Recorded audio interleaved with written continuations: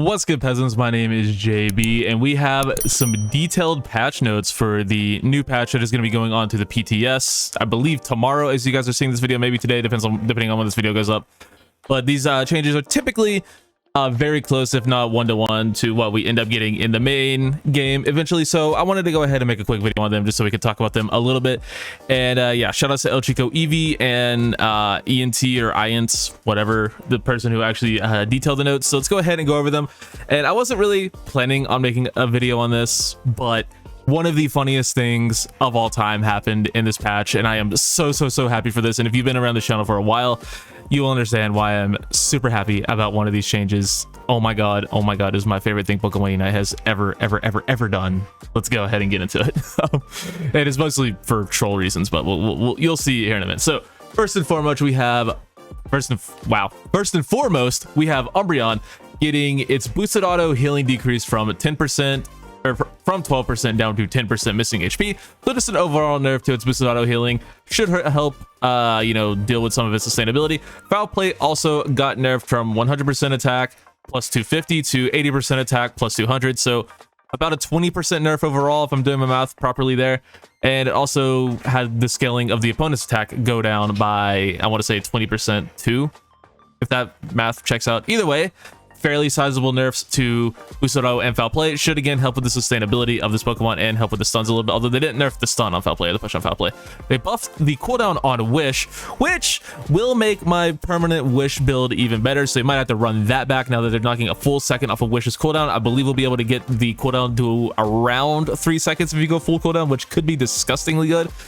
Snarl had its cooldown increased by 2 seconds and had its the decrease that it does to opponent's attack stats reduced by 2%, and the stun was reduced by 0.3 seconds, which is roughly 30%, something like that. I don't know.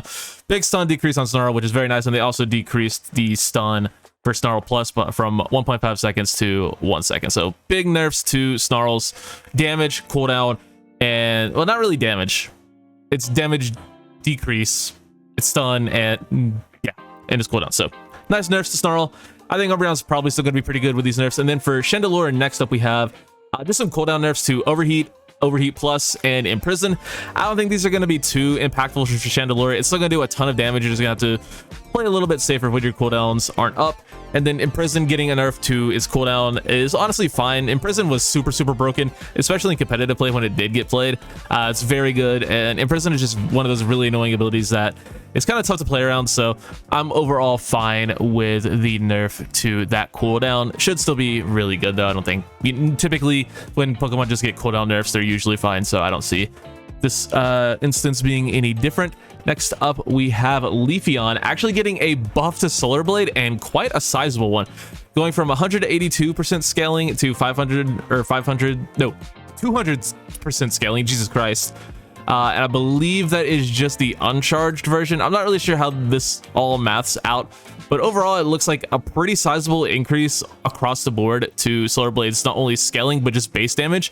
So Solar Blade was already feeling really solid. It just felt like Razor Leaf was the superior build, but they went ahead and buffed the ever-living crap out of Solar Blade's damage, so I think this move is actually going to be really damn good. And then they also decreased the cooldown of Aerial Ace by a full second, so it went from 1.5 seconds to a half second cooldown on Aerial Ace.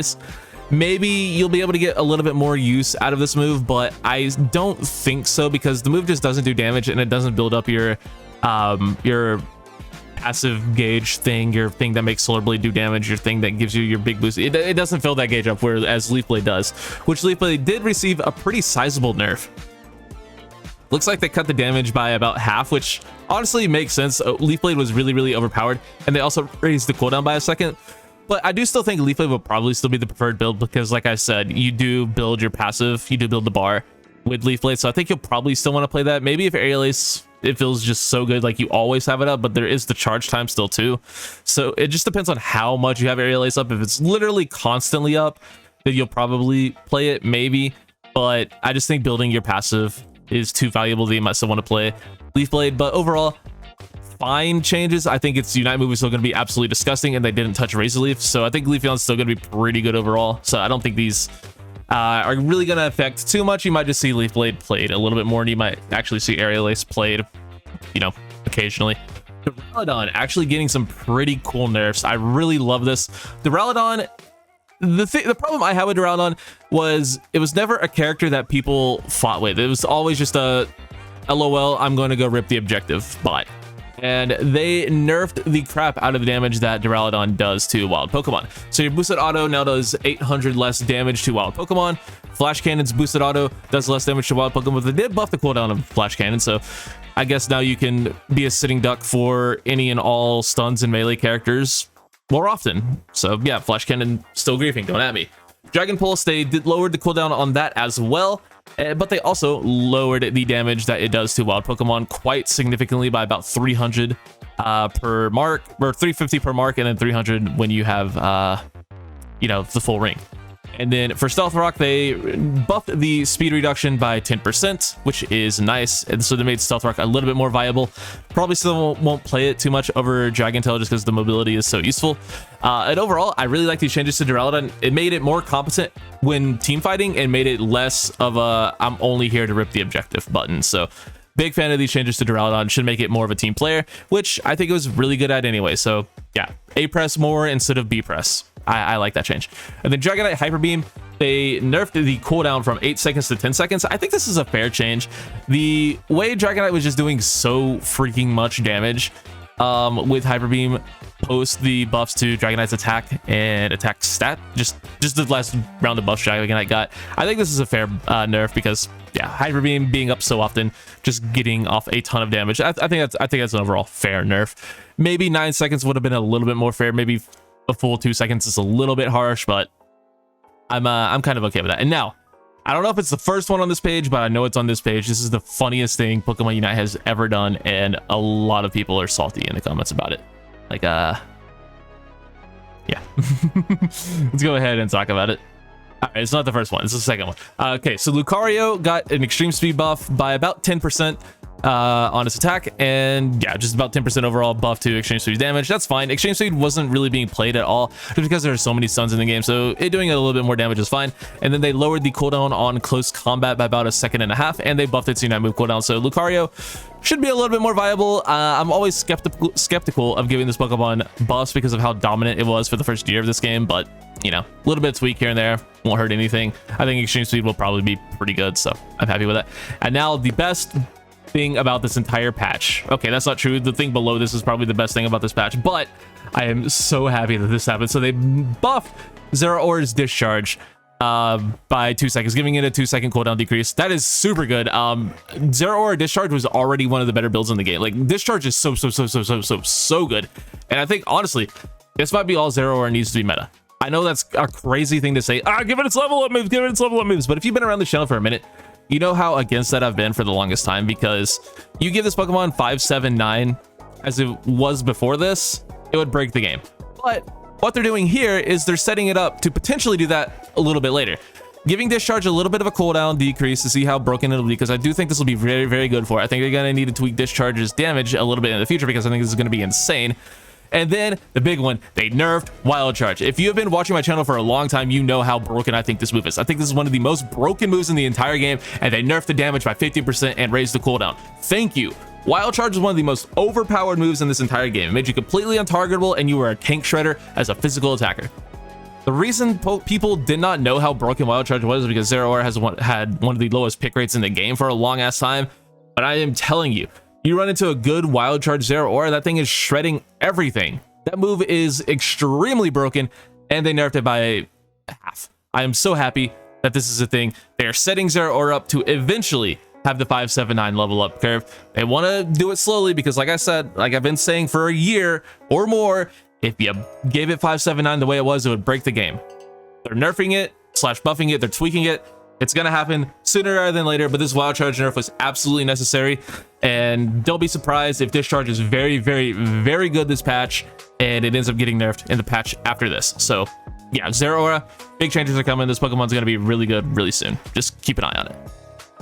I was so right about this. I'm so vindicated. I was so right about Zoroark. God, that makes me happy. All right, moving on to, I think, what is going to be the winner of this patch. Mamoswine got some absolutely massive buffs. They kind of nerfed, oh wait, no, the duration of its stick. I don't really know exactly what Mamoswine's ability does. but the duration went from 3 seconds to 5 seconds. I don't know if it's a good thing or a bad thing, because I don't... Does anyone know what abilities do in this game? I really don't. I guess I can look it up. Yeah, you know what? Sure, I'll look it up. I'll be a good Unite YouTuber. I'll be good. Mamoswine, thick fat. What do you do? All right. When Mamoswine deals damage, defense and SPDF are increased for 3 seconds. Okay, so its defense and special defense are increased for 2 more seconds. So that's actually a really big buff. And the increase went from... You get it like a +4. It went from 20 + 6 to 20 + 10. So actually seems like a pretty big increase to your defenses. So that's really cool.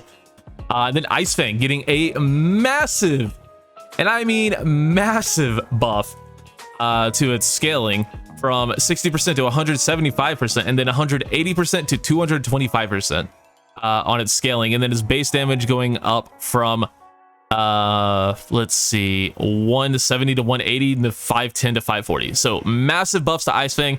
And then Earthquake also getting a pretty sizable scaling increase as well as base damage increase. So huge buffs to Ice Fang, Earthquake, and a big buff to its passive as well. I think this probably makes this moveset pretty viable. Ice Fang was already one of the more annoying moves in the game because being on a relatively low cooldown. The problem is you just don't often play a lot of, you know, comps where you're in range to Ice Fang a lot of things, and then Earthquake kind of just left you a sitting duck. So the combination of all of that and raising your defenses with your passive might actually make this divey sort of build a little bit more viable, and I think this is going to be a big winner of the patch. And then they also buffed its Unite move, giving it a cooldown decrease as well as a little bit more of a stun, which I think is fine because Mamoswine Unite move has been one of the more meh Unite moves for a long time. But yeah, Buddy Barrier, Mamoswine anyone, that build is back in a big way. And then last and certainly not least, we have one more page. Jigglypuff, I guess also Wigglytuff, because you don't get Sing until you evolve into Wigglytuff, getting a 2-second cooldown increase or decrease. That's fine. That's a little buff there to Wigglytuff. And then Goodra getting some pretty nice buffs as well. Attack speed, gooey, the attack speed reduction went from 30% to 50%, so people attack even slower when they're gooed. And then Dragon Pulse gets a 1.5 seconds knocked off of its cooldown. That is insane. They just made this character sustain way better. And then, oh my god, the movement speed for Power Whip got increased by 30%, diminishing 15% every half second for 3 seconds. So yeah, you're going to be slowed more, but it's going to be less severe or less annoying. I'm not really sure how that's going to work out to be, you know, better or worse, but obviously it looks like a buff. So looks like a pretty sizable buff at that. So yeah, pretty nice changes for Goodra. The Dragon Pulse cooldown is going to be insane. That's really good for that Pokemon. And then, you know, having the goo is pretty solid as well. So yeah, you're just gonna be, people are not going to be able to run away from you, and you're going to be healing a lot. And then Inteleon, which isn't technically in the game yet, they increased the distance on Snapshot. That's cool. And then Zoroark got some stat nerfs. See if I can find those real quick on El Chico Eevee's page. I believe they tweeted them. If you're wondering why I have El Chico Eevee muted, the man retweets constantly stuff that has nothing to do with Unite. It's nothing personal. Yeah, there are these Zoroark nerfs. So this is the live patch and this is the PTS patch. So it looks like about a 15 attack decrease early game into about a 40. Yeah, it goes from about 15 to 40 decrease late game. So pretty sizable nerfs, I'd say. But I think it's still going to be pretty solid. I mean, it's a very high skill ceiling Pokemon, but yeah, to rein in some of the higher end, like a good Zoroark is one of the best characters in the game. So to rein that in a little bit is probably a good thing. But yeah, there is the patch notes for the PTS. Let me know what you think in the comments down yonder, and I'll be sure to conversate with you. And boy, oh boy, does it feel so good to be vindicated on Zoroark. Thank you guys so much for watching, and I'll catch you on the next one. Take it easy.